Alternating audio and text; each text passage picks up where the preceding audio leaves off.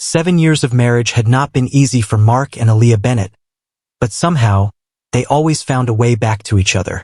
They were high school sweethearts from Spanish Town. The couple everyone believed was destined for forever, and Mark wanted to prove they still were.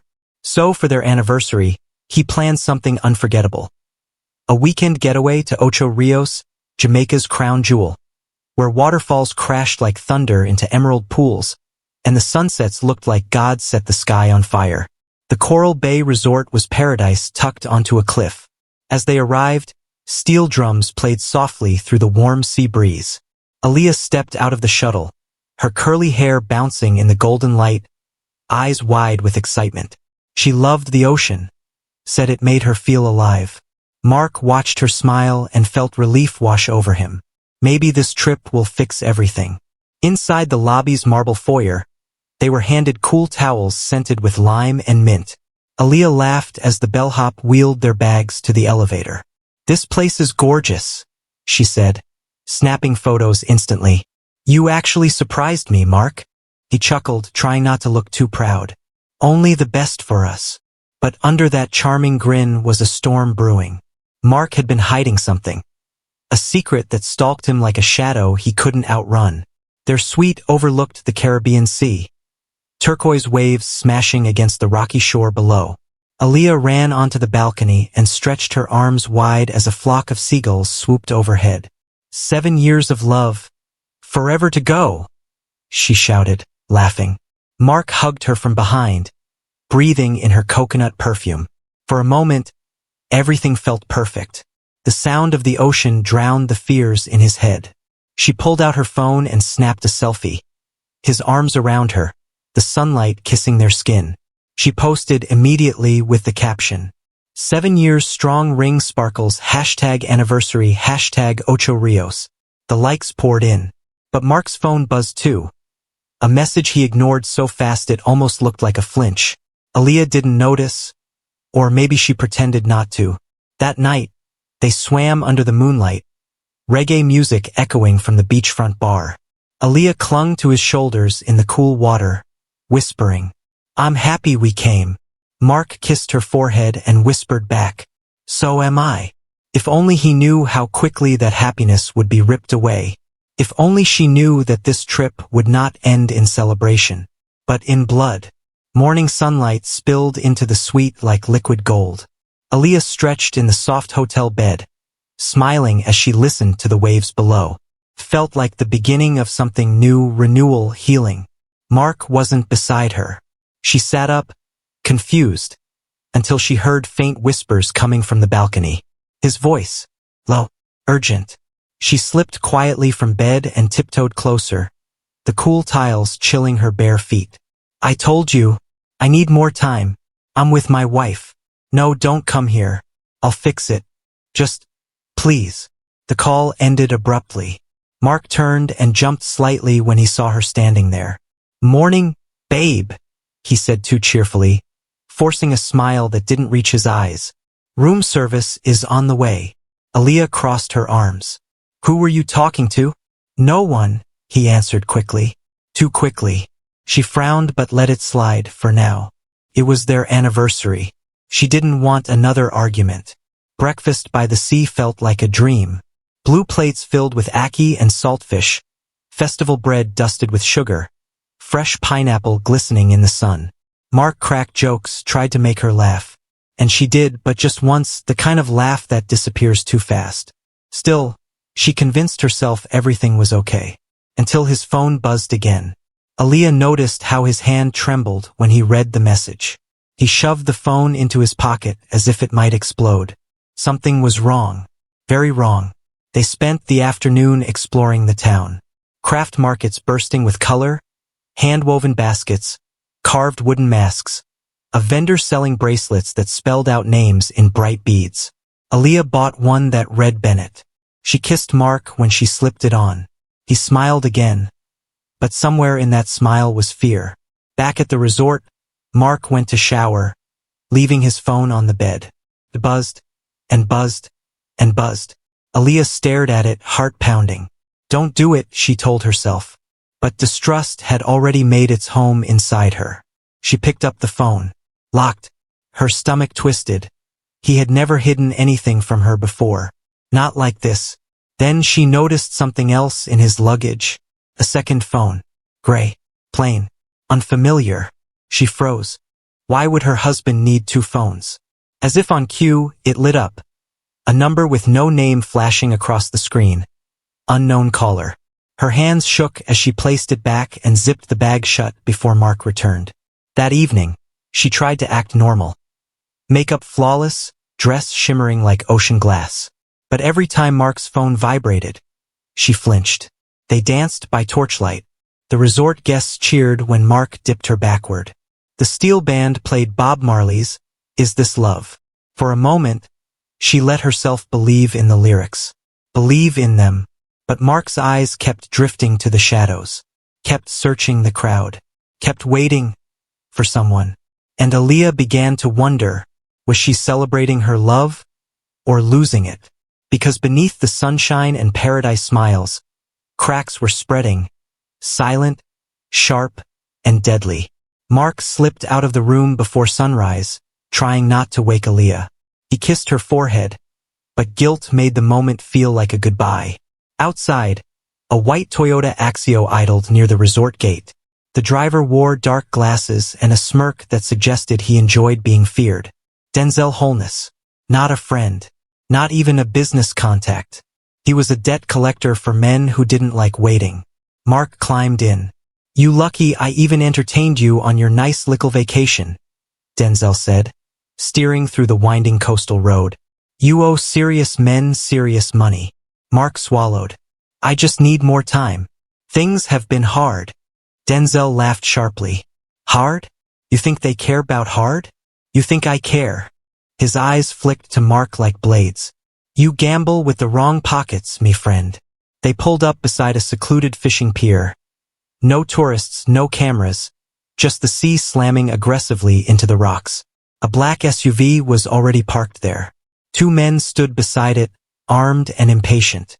Denzel grabbed a small velvet pouch from the SUV and tossed it into Mark's hands. The weight inside surprised him, heavy, cold. Mark glanced in and felt his breath stop. Rough-cut diamonds. Dozens of them. What is this?" he whispered. "Your freedom," Denzel replied. "You carry these to Miami next week. Quiet plane. Quiet customs. You return. Debt cleared. Simple." Mark shook his head. "I can't. Aaliyah, this trip was to fix things." Denzel's voice dropped to a chilling calm. "You don't get to fix things. You fix my problem." He leaned close, mouth by Mark's ear. "And if you slip, your wife won't make it back to Kingston." The diamonds suddenly felt like fire in Mark's palm. This wasn't a job. This was a threat. A death sentence. Wrapped in velvet. Back in the taxi, Mark stared at the waves as they passed. His mind raced. He needed to protect Aaliyah, but how? He couldn't tell her. He couldn't run. Every option dragged him deeper into a darkness he never imagined himself entering. When he returned to the resort, Aaliyah was on the balcony eating breakfast alone. Her eyes narrowed when she saw him, suspicion sharp as a dagger. "Where did you go?" she asked. "Just a walk," he lied, forcing a grin. Aaliyah stared at him, silent. Mark felt the weight of the diamonds burning through his pocket, and with it, the terrifying truth. He wasn't just losing his marriage. He was losing control. Far from saving their anniversary, he'd brought danger straight to paradise. And Aaliyah had no idea how close that danger was. Watching. Waiting. The late afternoon sun painted the sky in warm orange streaks. But inside the Coral Bay Resort, the Bennett's anniversary glow had faded into tension thick enough to cut. Aaliyah sat at the edge of the infinity pool, legs dangling into the water, sipping a fruity cocktail she barely tasted. She watched Mark from across the deck. His laughter was forced. His eyes kept darting to his phone, to the entrance, to anything except her. Felt like he was waiting for a ghost. When she approached him, Mark slid his hand over the second phone in his pocket, paranoid it might ring at the wrong moment. Aaliyah tried to swallow her frustration. "Let's just enjoy tonight. Please." Mark nodded, but the lies were chewing at him from the inside. Dinner was candlelit bliss, or at least it looked that way to strangers. Aaliyah had dressed like a dream. White silk dress, silver hoops, hair braided with tiny flowers she picked from the garden behind the resort. Mark looked at her and wondered how he ever let things get this bad. He reached for her hand. She didn't give it. The music was soft, romantic. But every time Mark's phone buzzed, the moment shattered. Finally, Aaliyah slammed her fork down, eyes glistening but fierce. Just tell me the truth, Mark. Are you in trouble again? Are you gambling? Is there someone else? He froze too long. Aaliyah whispered, voice cracking. I'm not stupid. Talk to me. Mark swallowed the urge to tell her everything. He lied instead. It's nothing. Nothing. The word that meant everything was wrong. Aaliyah stood up abruptly, chair scraping against the stone floor. I need air. She walked off, fast, before she cried right there. Frustration drove Aaliyah straight to the beach bar. The DJ had switched to dancehall, loud enough to drown her thoughts. She ordered tequila, then another. A tall man in a black linen shirt sat beside her. You all right, beautiful? He asked with a smooth Kingston accent. She should have ignored him, but she needed someone to acknowledge her pain. They talked. He made her laugh. When she stood to dance, he joined her, hands gentle but daring. And that's when Mark saw them. He had followed, desperate to explain. But the sight of the stranger's hand on Aaliyah's waist ignited something ugly inside him. Mark shoved the man hard. Back off! The stranger responded just as aggressively, and the two nearly came to blows before security rushed over. Tension snapping like a live wire. Aaliyah turned on Mark, furious. Are you jealous now? Now you care. She stormed away, tears finally spilling, while Mark stood breathing hard, surrounded by confused onlookers and flashing resort security badges. No words were exchanged as they returned to their suite.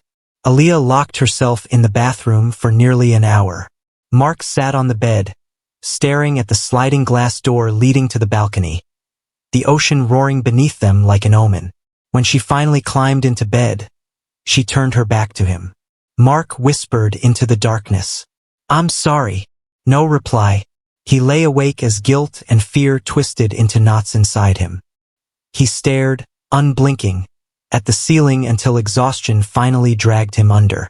Before sleep claimed him, a single horrifying thought surfaced.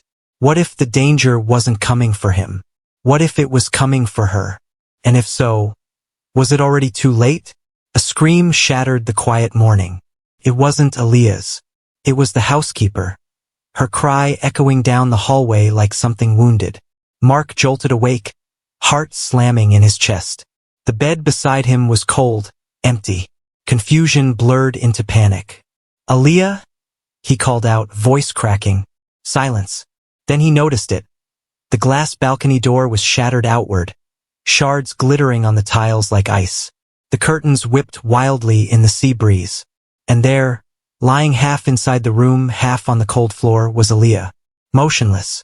Blood stained her hair and pooled beneath her head, thick and dark against the ivory tile. One of her sandals hung from her foot, the other lost somewhere outside. Mark dropped to his knees beside her. No, no, no, Aaliyah. Baby.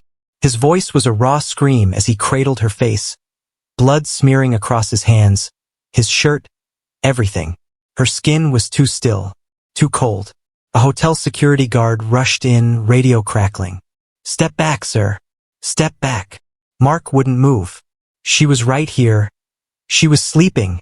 Someone came in, somebody. But his words tangled into sobs. Paramedics arrived, rushing through the room with urgent voices. But their movements slowed the moment they saw her condition. The lead medic looked at Mark with sad, steady eyes. She's gone. Mark collapsed, letting out a hoarse, broken wail that tore through the suite. Outside the door, guests whispered in horror. That's the couple from the bar last night. I heard they fought. The husband looked angry. Rumors formed faster than facts. Detective Sergeant Marcia Clark from Ocho Rios police station surveyed the room with practiced eyes. No signs of forced entry. No struggle, not enough for a robbery gone wrong. Glass shattered outward, not inward. Blood spatter concentrated near the head. And the husband? Hands covered in her blood. History of argument the night before. A witness saw him shove the man at the bar. It was too neat. Too convenient. She wrote one name on her clipboard. Suspect. Mark Bennett. Officers pulled Mark away from Aaliyah's body. I didn't do this, he kept saying. But every secret he kept, every lie now strangled him. His voice cracked as he tried to explain. We argued, but I slept. Someone must have come in. Please, you have to listen. The officer's gaze hardened. Who would want to hurt your wife? Mark's mouth opened, but no answer came. Because the only monsters he knew were coming for him. And if he told the truth, he might share Aaliyah's fate. A once beautiful anniversary morning now dripped with tragedy. And Mark Bennett stood alone in paradise, drowning in suspicion, horror, and blood he could not wash off. The darkest secrets haven't surfaced yet. Detective Clark reviewed the resort security footage. At 2:47 a.m., the camera outside the Bennett's hallway showed two men walking toward their room. Both wore caps pulled low, faces hidden. One carried what looked like a staff keycard. They entered Mark and Aaliyah's suite. They never showed up leaving. Mark insisted he slept through everything, that Aaliyah was alive when he closed his eyes. But the detective's gaze stayed cold. The biggest problem? Mark never mentioned anyone else being there, which meant either he was lying, or he truly had no idea how close death came while he slept beside his wife. And either answer made him look guilty. As Mark was led from the room in handcuffs, someone in a black linen shirt watched from the crowd and quietly disappeared. The stranger from the bar, black linen shirt, became the next trail. Detectives found him near Dunn's River Falls, dead. Execution style. Phone wiped except for one message. Job done. No loose ends. But there was one. Mark. The police were no longer sure if he was the killer or the next target. Mark finally broke in interrogation. He admitted the illegal debt, the diamonds, the threats. Detective Clark's eyes widened. The investigation had flipped. This wasn't a jealous husband crime. It was a criminal message. And Aaliyah was the collateral. Court scars deeper than knives. Prosecutors said, he killed her in a rage. Defense said, he was hunted. Both were right. Both were wrong. Jury delivered a compromise. Manslaughter. 8 years.